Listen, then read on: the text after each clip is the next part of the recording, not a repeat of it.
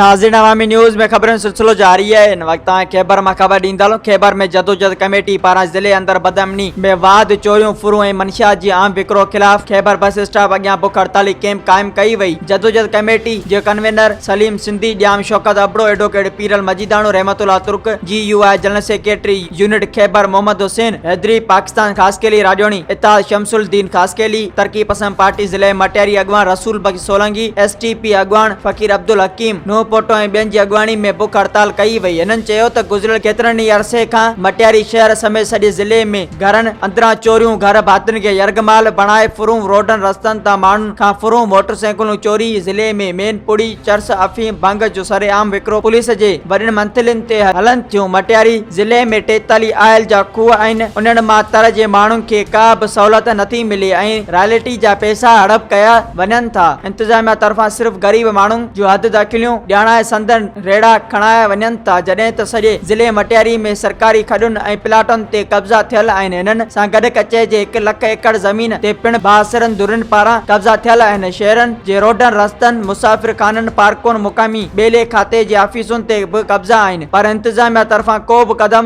नथो खयो वञे। हिननि मुतालबो कयो आहे त सिंध हुकूमत, IG सिंध, DIG हैदराबाद ऐं आला इख्तियारी नोटिस वठनि ऐं हिननि चयो त DIG हैदराबाद हिते अचे अवामी शिकायतुनि जो अज़ालो करे, ॿी सूरत में एहतिजाजी तहरीक खे वधायो वेंदो ऐं पूरे ज़िले अंदर एहतिजाजी रैलियूं कढियूं वेंदियूं। मज़ीद खबरों और तफसीलात के लिए विजिट करें हमारी वेबसाइट www.awamiNewsHD.com।